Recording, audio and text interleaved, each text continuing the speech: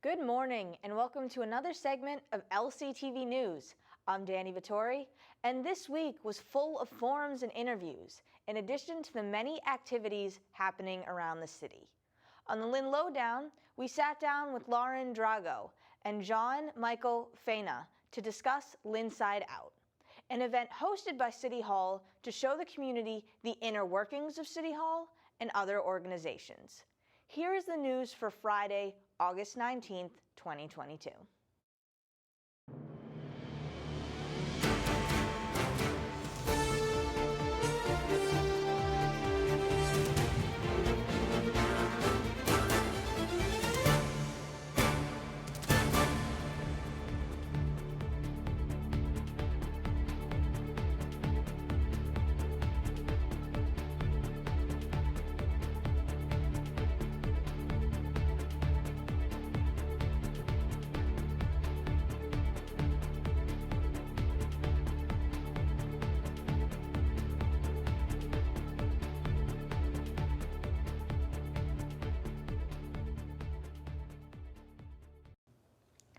The Greater Lynn Senior Services Phoenix Food Hub received $2 million in funding from Mass General Brigham. The plan is to use the money to renovate their kitchen, fight food insecurity in the city, and more extensive data collection. They had a mini launch in January of this year at the Food Project's Winter Farmers Market. The health department also plans to track food insecurity through the Food Hub. This information will be used to inform city and mayoral decisions about food in the city, as well as the distribution of potential grant money. At the moment, only 10% of the hub is open, but there is the hope that this money will allow them to expand their services and improve existing facilities. On Monday, the Lynn Water Sewer Commission encouraged residents to limit their water usage as drought conditions are spreading throughout the city and all of Essex County. The rain amounts for the last few months have been about 15% below average, with the city reservoir supply also dropping about 2% each week. Rick Daw, superintendent of Lynn Water and Sewer, stated that all those in Lynn should stop watering their grass to save money, but splash pads will remain open to help residents remain cool for the rest of the summer. Mayor Gerald Nicholson is seeking applicants for the Grand Army of the Republic Hall and Museum Board. The deadline to apply is September 2nd, and the application can be found on the city website, lynnma.org. Members of the board would oversee funds and spending for the GAR while also creating a strategic plan to increase visitors to the museum. Those with backgrounds as architectural historians, archivists, preservation planners, fundraisers, historical interpreters, and outreach directors are encouraged to apply. Lynn Woods has been closed to the public since Thursday morning due to extensive fire activity. Brush fires on Wednesday night and were still active despite the Lynn Fire Department and State Forestry Department battling the flames all night. According to the Lynn Fire Department, in an update given last night at 11 p.m., quote, "There are currently 5 fires burning in Lynn Woods of various sizes but totaling 26 acres. Most of the running fire has been contained. However, with the continued wind overnight, that is expected to flare up again. The fires are deep-seated and burning underground along the root system.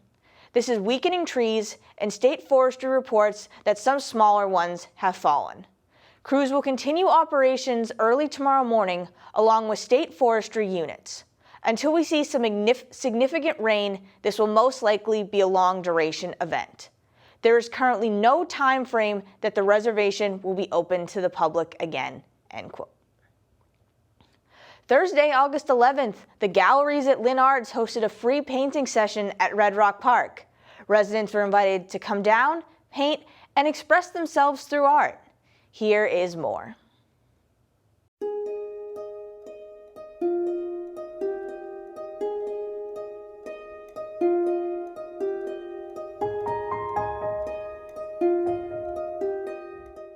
This is one of my projects that I've been doing. This is the second year that I've been doing plein air painting on the beach, and in obviously here we are at Red Rock Park, and it's a blast. It's so much fun. The Save the Harbor, Save the Bay, and the Better Beaches group, they have given me a grant to buy all of the canvases and the brushes and just everything that is needed. Art, there's no mistakes in it, no specific people that should paint.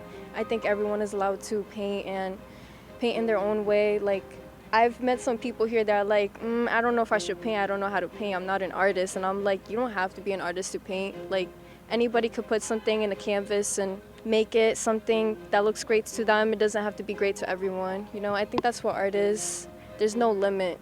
And there's no certain expectation of how it should be. Art is just something you make the best out of. Kings Beach is really special to me. This is a place that I come to paint quite often. My home is very close to the beach, and it gives me a place to say, you know, we may not be able to go into the water all the time here, but we can paint on the beach, and we're just having a blast out here at Red Rock Park today.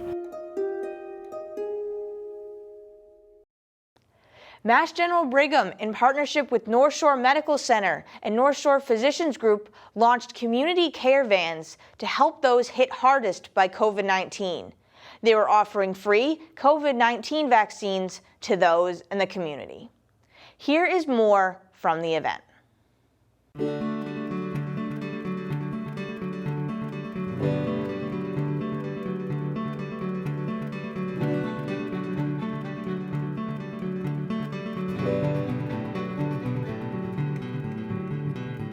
Mobile clinics are really meant to be just that, a mobile health presence in these different communities to provide access to both vaccines and blood pressure screenings and other health services to the communities that we serve. This location is really good because it has a lot of foot traffic. People are very aware of where Red Rock Park is located, so when they see it on our calendar, they know exactly where to go. There's great parking and it's a great place to be. We staff our clinic with a nurse practitioner. She's here today. We also have some social workers that provide social determinants of health screening to provide resources for folks that are needing help with either housing or food or utilities. So we really screen for that to see if there's some resources out in the community that we can match up with them.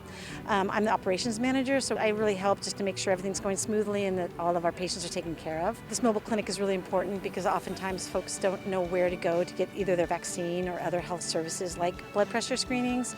And we provide a walk-in clinic that's so important for folks to be able to monitor their blood pressure. And obviously getting their vaccine is really important as COVID still exists here in our community, and we all want everyone to stay safe, and the more that they're boosted, the safer they are from getting a serious case of COVID. The Red Rock Concert Series had another installation on Thursday, August 11th.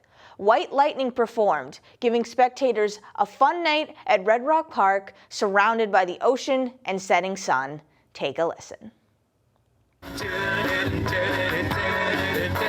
There's a port on the western bank, and it serves 100 ships a day. Lonely sailors pass their time away, and they talk about their home. We've been fortunate enough to have been asked to play this show from the Friends of Lynn and Nahant Beach. And thank you to them, the sponsors. They do a nice job. They've asked us every year, and we keep coming back, and we hope that they keep asking us to come back. We all really look forward to the show every year. What a great venue. I mean, right? Just look at the ocean behind you. It's a beautiful venue. And like Tony said, all ages here, right? And everybody kind of gets involved. Tony does a great job involving the crowd, involving the kids, getting them interested. And it's just, it's wonderful to get together like this as a community. She could feel the ocean fall and rise. She saw his raging glory, but he had always told the truth. Lord, he was an honest man. We play feel-good music with some unexpected surprises. I love doing this show because it's an all-ages, family-friendly show, and I think it's really important for young kids and people of different backgrounds, all ages, to be able to witness something free that they can just come to and check out.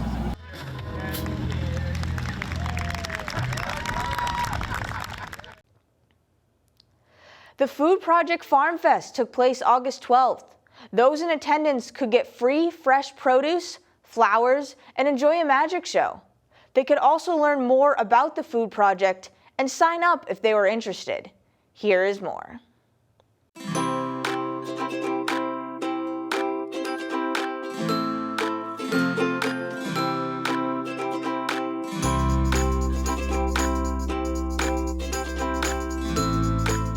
So this is our Farm Fest. We've been planning this for a few weeks. This is a space we created to have friends, families, and community come together and just have a lot of fun. They can take home free produce, they can learn about a little bit about plants, they can take home a bouquet, a flower bouquet. And I think this is a really cool space. I've seen a lot of kids have fun at Eugene's Magic Station. We've had a lot of kids just play around, and I've seen a lot of them coming out happy out of our gates. We've had a lot of youth come, which is like really great to see, because we get to show them what the food project's about. We get to give them some information for applying.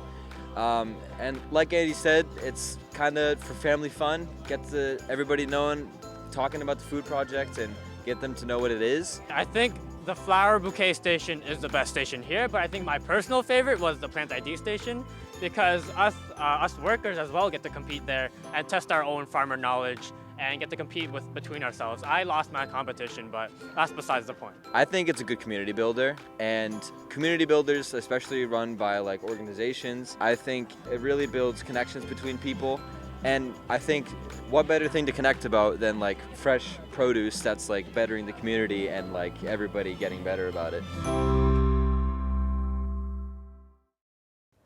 On Tuesday, August 16th, LCTV hosted a forum for the 6 candidates running for the 8th Essex District State Representative seat. Lori Ehrlich chose not to run for re-election, so there is no incumbent for the seat. Here is a short clip from the forum.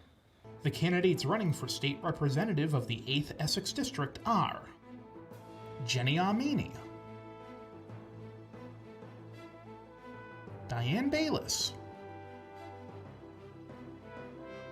Tristan Smith, Terry Taro, Doug Thompson,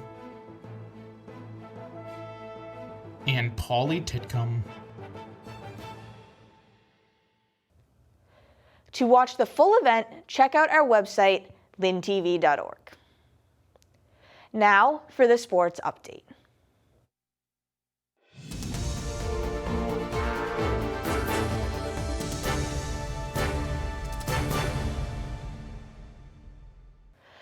The Lynn Babe Ruth 15-year-olds won their first 3 games of World Series pool play in dramatic fashion. On Saturday, they had a walk-off 2-1 win over EAU Clare, Wisconsin.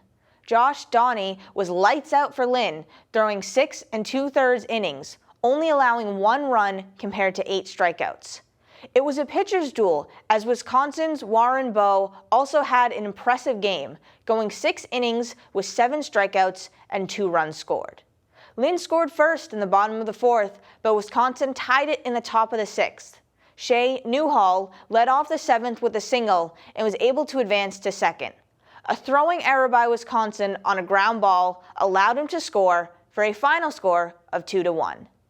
They then beat Stafford, Virginia 6-5 on Sunday. Despite a rain delay and Virginia rallying in the 7th, Lynn was able to hang on. On Tuesday, they beat Hamilton, New Jersey 3-0.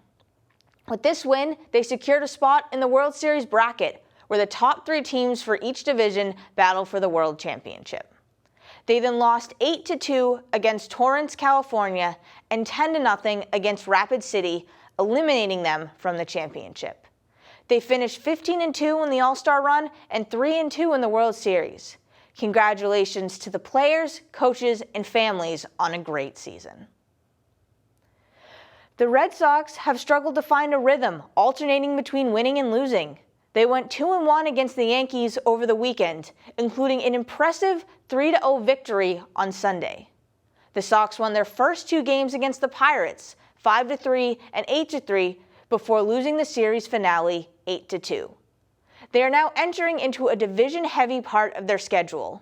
3 away games against the Orioles before coming home for 3-game series against the Toronto Blue Jays and Tampa Bay Rays. Football season is officially beginning with the start of preseason football. The Patriots kicked off their season with a 23-21 loss against the New York Giants. Rookie Bailey Zapp got the start, completing 19 of 32 pass attempts for 205 yards, a touchdown, and interception. Longtime backup Brian Hoyer came in for a few tosses, going 5 for 8 for 59 yards and a touchdown. Pierre Strong Jr. led in rushing with 6 carries for 25 yards, while Jalen Elliott led the defense with 5 tackles and 3 assists. And that is the sports update. On this week's edition of the Lynn Lowdown, we sat down with Lauren Drago and Jean-Michael Fana from City Hall to discuss Lynnside Out, an event taking place August 27th at the Lynn Museum. Here is the Lowdown.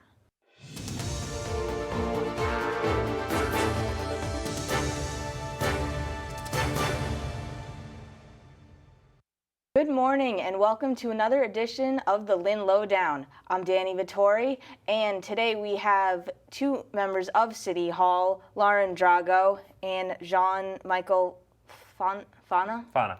Yeah, I got it right. So, thank you for coming on the show. Thank you for having us. Absolutely. And would you both mind just saying what your roles are at City Hall and describe them a little bit? Go ahead. Sure. So I'm the outreach director for the mayor, so I do a lot of community contact and engagement with the public. And I'm part of the planning department. We do a lot of long-range planning for the city. Nice, great. And you 2 are both here today to talk about Lynnside Out, which is happening not this weekend, but next weekend. Absolutely, yeah.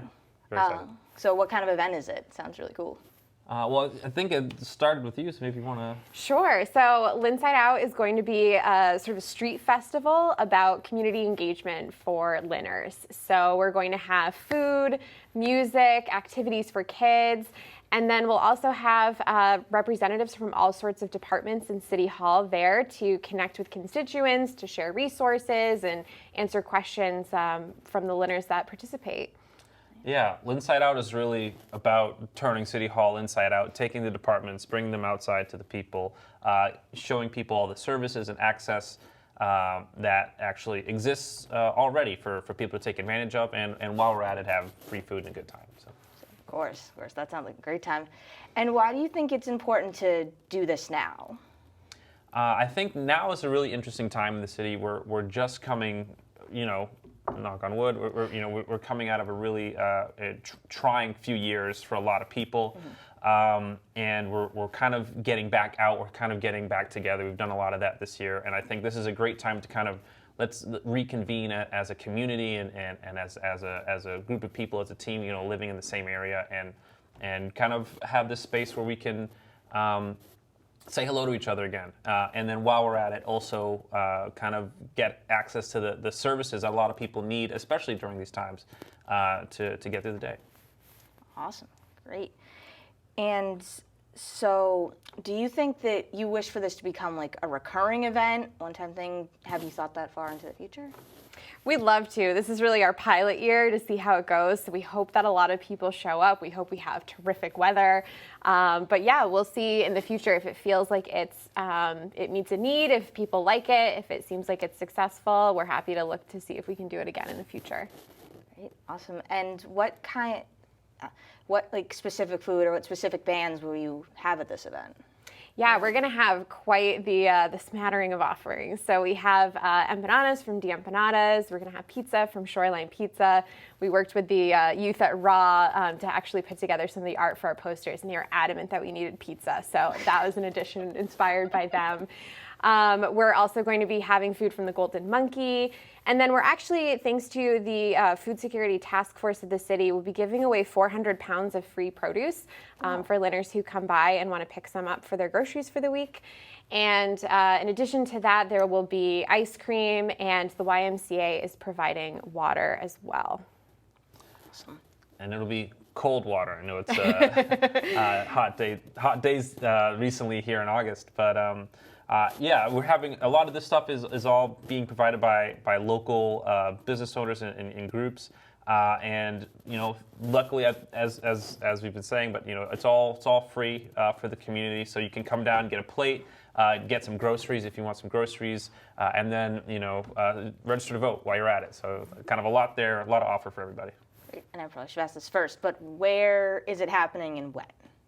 So it'll be on August 27th, which is a Saturday. It'll be from 11 a.m. to 3 p.m. And it'll be in the Lynn Museum, the Frederick Douglass Park, and then across Exchange Street towards Mount Vernon Street, where actually our new sculpture installation was just unveiled. So that whole sort of downtown stretch is where we will be.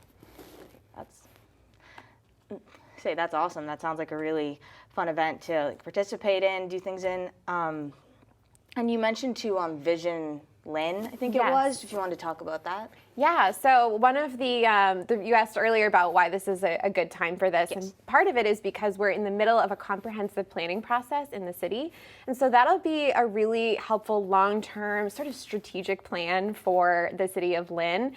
And right now we've been doing a lot of engagement with the community previously on sort of the big picture vision, but now we're digging into some of the specifics about what the Lynners would really like to see in the community, how we'd like to see Lynn evolve and change, and in what ways do we want to make sure Lynn stays the same.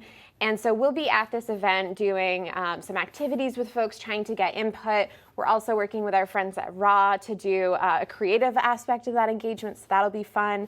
And for anyone that's able to come visit our booth and chat with us, they'll actually get a sticker that'll get them access to the free ice cream, which will be provided at Union Cafe, another one of our partners for this event. Well, there you go. Who would say no to free ice cream, right? Exactly. And you mentioned that some of the city departments are going to be there. Do you know which ones will be there, what they'll be doing?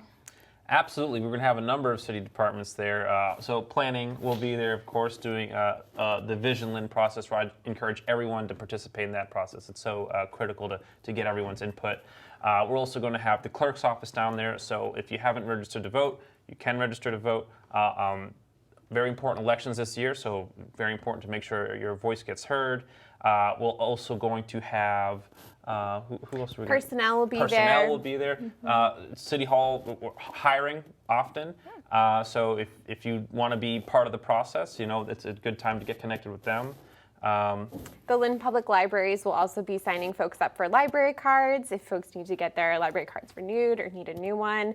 And then we'll also have representatives from EDIC to talk about funding that's available for business owners, and Al Hand, who will be talking about resources for health, and then the Lynn Public Schools Welcome Center will be there too, talking about registration for the school year. Well, you got a lot of people coming. This really is community outreach. You got everyone from all aspects. Yeah, there's something here for everyone. If you have a family that's coming up in Lynn, you want to connect with the schools. If you're looking to open a business, I mean, everyone here has something that could help them at this festival. Yes. And we've been really lucky too that there's been a lot of folks supporting us in putting together the event. The Parks and Rec Department has helped us secure a bouncy house, which I think will be very popular. There you go. We've also had volunteer support from Lynn Main Streets, and we've been working with an organization called Creative Collective, who's been great at getting all the entertainment, all the food. So it's really been a communal effort to kind of put this all together, which has been really fun, and I hope will help it be more successful. Yeah, I definitely hope so too. And slightly backtracking, but I have to ask, how did you come up with the idea to turn City Hall inside out? Well, honestly, I think it kind of started with us knowing through the Vision Lynn process that we needed to do community engagement. And honestly, a lot of our meetings are at nights. They're sort of these structured events that don't always work for people's schedule. This was an opportunity to do something more fun, to tie into a lot of what the mayor's team has been working really hard on, and we realized we could work together and make it something that was a little more exciting and a little bit more family-friendly and compelling for folks to come out to. And now it's kind of become a much bigger event with a lot of different departments. Yeah, definitely. It sounds like it started as one idea and it just grew and kept growing to just engage everybody. It's absolutely kept growing, and like we said, this is a pilot year, so who knows what happens this year and what could happen next year if it gets even bigger. Yeah, there you go. And that's always a plan, right? You start with pilot year and then you want it to just keep growing, keep getting people engaged in it. Actually, and we've learned a lot planning the event this year, I think, so it'll probably go smoother on our end next year, too. No, it seems like it's all gone very smooth, very well. And is there anything else you'd want to say about the event? Anything else you want to tell people that you think that I hadn't asked about? You know, I just hope that people will come out and take us up on this and see what they see. We've heard a lot through the Vision Lynn process, people wanting to feel like their government is transparent and accessible, of not always knowing who is in government. I think this is a great time, even if you don't specifically need a resource or have a specific need, to just come out and meet the people at City Hall. We are working for Lynners. We're happy to help, and having that opportunity to make one-on-one connections with the community it's one of my favorite parts of the job. I'm sure it's true for my colleagues too, and so hopefully people will come out and meet us. Absolutely. Even if you don't need anything, I just come down and be part of the community. I think this is a great chance for us to just gather as a city, as a group of people who all live together in the same area, and just have a good time and celebrate. So hope to see you there. Yeah, definitely, for sure. And you said you started in January, but you started with the last administration. Yes. That was correct, working there? Yes. So you have two kind of different perspectives, a little bit? Yeah, and this is our first project that we really got to collaborate on, so it's been a good experience for us. No, that's awesome. And again, I want to thank you so much again for coming and talking about it, letting people really know about it, that it's going to be happening. Thank you for having us. Yeah, thank you so much. We really appreciate the opportunity and everything that LCTV does. Yes, of course. And once again, and maybe just say one more time, like when it is, where it is, all that, just so people know. Sure. So it's going to be not this weekend, but the next weekend, August 27th. August 27th. It'll be, again, Central Square Lynn, essentially near the Lynn Museum and the Frederick Douglass Park and Exchange Street, starting at 11, going to 3. Yeah. Great. Awesome. Well, that sounds like a great event, and I'm really excited to see how it goes. Thank you. So this has, once again, been an edition of the Lynn Lowdown. I'm Dani Vittori. Please join us next week for more guests.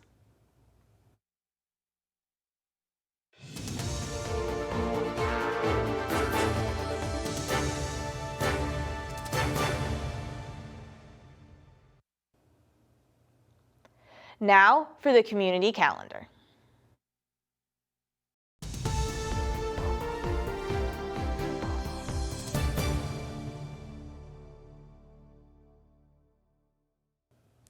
Tomorrow, the 20th, is a busy day with several events. First, there is Family Fun Day, hosted by Life Scene from 12 to 3 p.m.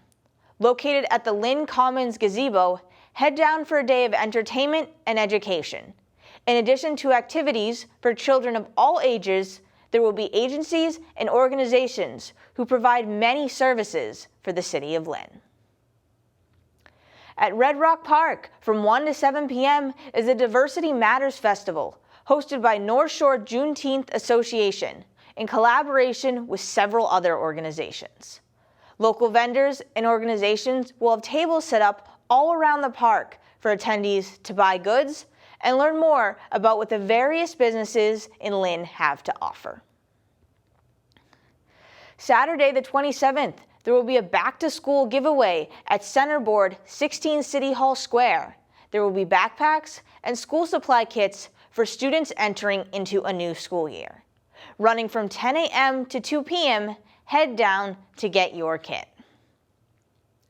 For a complete list of community events and for more information on the events mentioned, go to our website, lyntv.org.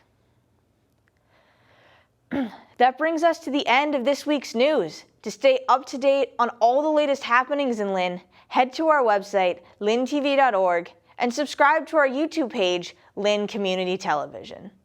Also, follow us on social media at Lynn Community Television for breaking news and community events. I'm Dani Vittori, and we'll see you next week for more updates.